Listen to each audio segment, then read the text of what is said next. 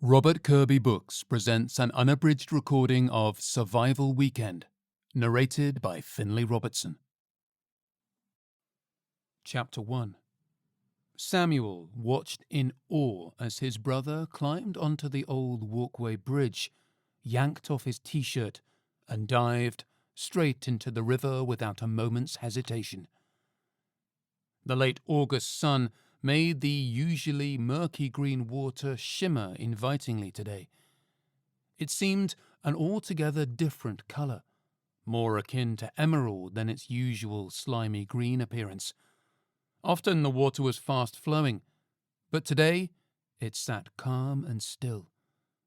Regardless of this, Samuel still feared what might lurk down there, and had no desire to dive headfirst into an abandoned car bonnet, or to get snared on some dumped fencing.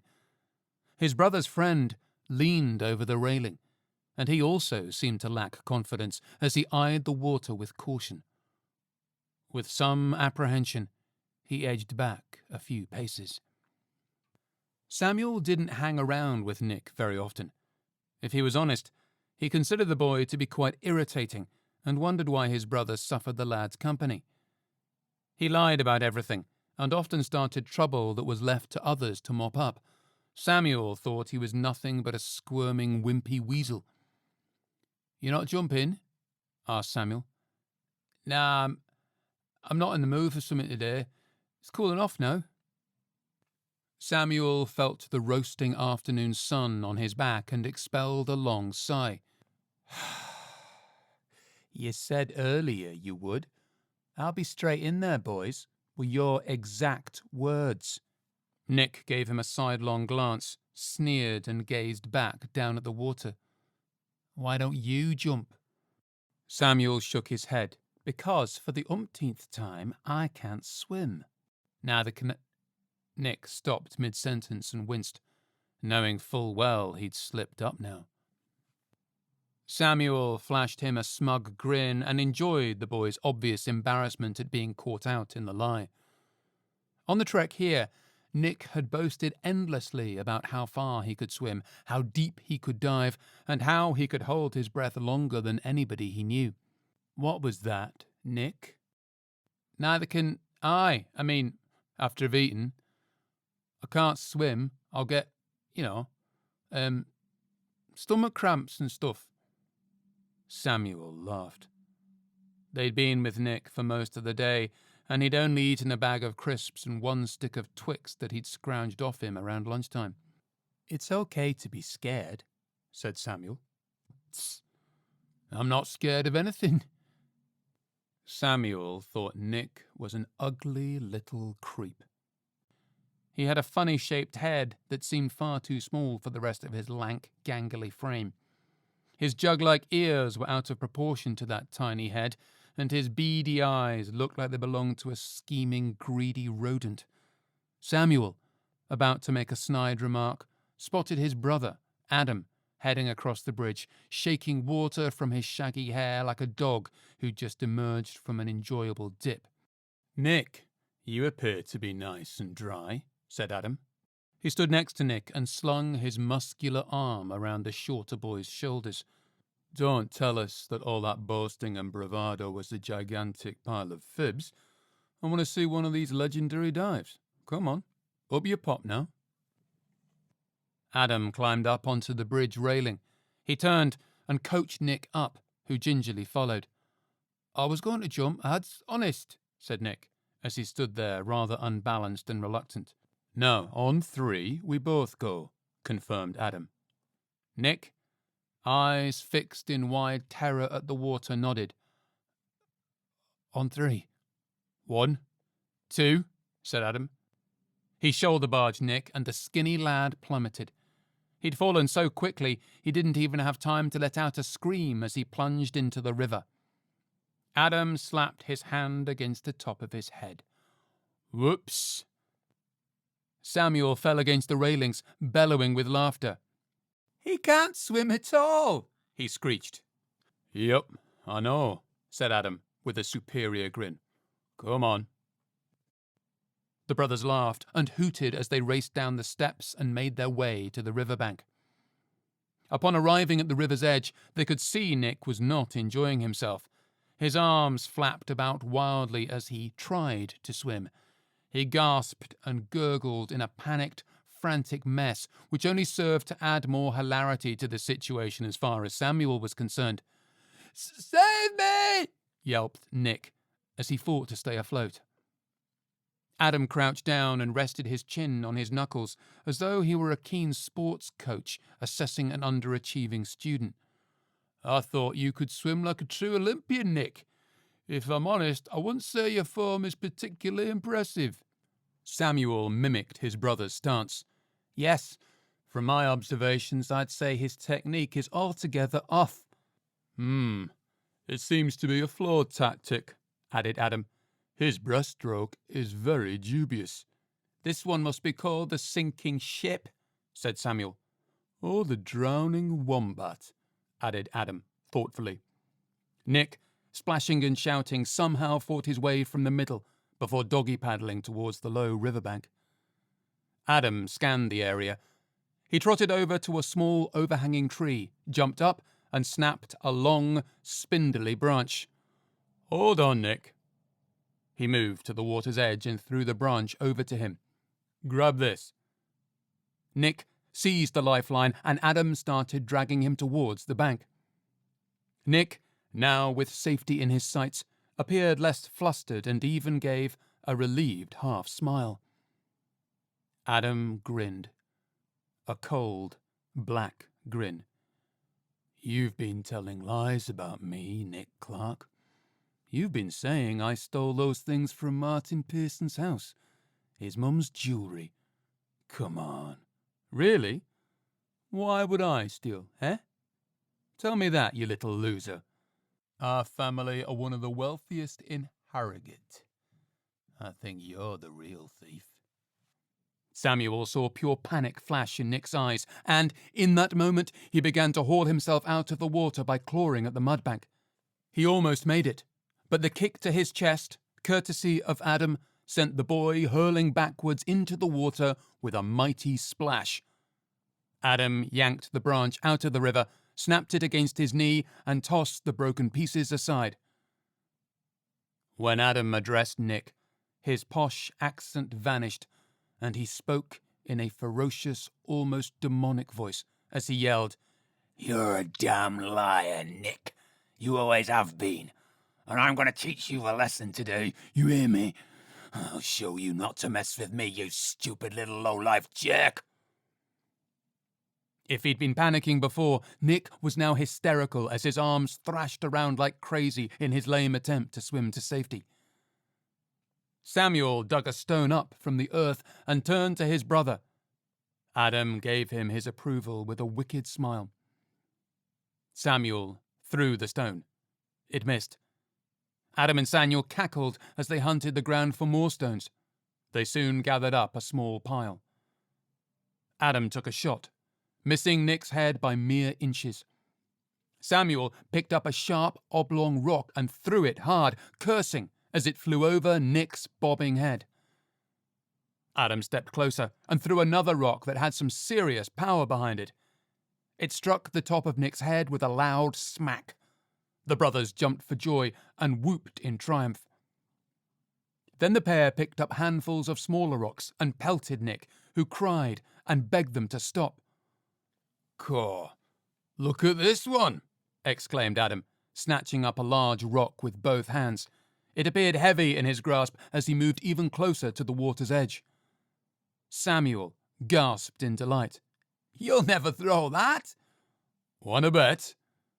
And with that, he heaved it above his head, took one final wobbly step forward, and hurled it. Samuel's breath caught in his throat. The rock plunged down and landed square on top of Nick's head with a loud clonk, and he vanished under the water. With a hand over his surprised mouth, Samuel's eyes flicked between the spot where Nick sunk and Adam's face. His brother gazed forward, both shocked and enthralled by his action. Samuel expected to see Nick emerge from the water screaming and crying for help. But he didn't. There was just silence, save the birds chirping merrily. It seemed a long time before either brother moved from the spot. It was Adam that shifted his gaze first. "Come on, Samuel. We need to check downriver to see if he's been dragged by the current." "I say we go, lads, before someone walks over that bridge and sees us down here." They both peered up at the bridge before setting their focus back on the water. Then, sharing sly, amused grins, they both ran, giggling as they fled. Chapter 2. Bored with the daily grind? Stuck in a rut and need a distraction? Are you looking for an adventure to get your blood pumping? Fill out our short survey and see if you're ready to accept the challenge of a lifetime. See if you have what it takes to complete the ultimate survival weekend. A super crazy event that will test your endurance, stamina, and mettle beyond what you ever thought possible. Could you accept this grueling, thrilling challenge? Click here to find out. Rebecca clicked the link. Her social media feeds were inundated with adverts daily. Everything from live music events, holiday destinations, and job offers. She'd rarely click a link, and her eyes would normally flick by 90% of them without even a second glance. But she couldn't resist the urge to investigate this one. Now on the page, she skipped the survey and went to the menu page, selecting the FAQ section. Rebecca always started with the frequently asked questions. Websites were always full of bells and whistles, but often the answers you really wanted were located here. Let's have a gander, she mused. How long is the event? Answer, Friday to Sunday. Where is the event? Answer, the pickup location is Bishop Briggs, Glasgow. The actual event is held at a secret location.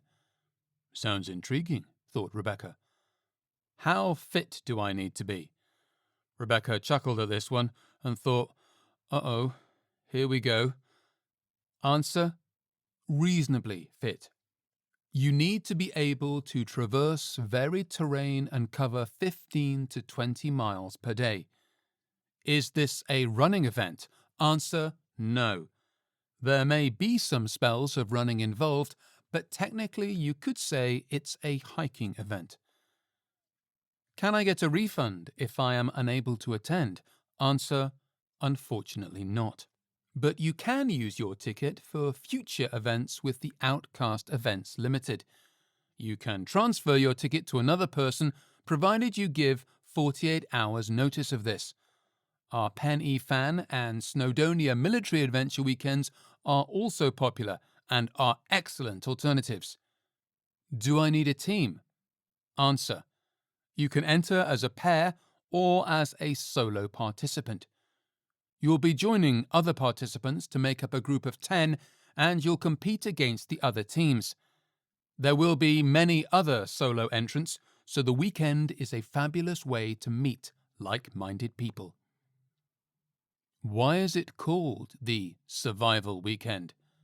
Answer, sorry, but that's a cardinal secret, and if we revealed that, it would ruin the thrill of what's in store.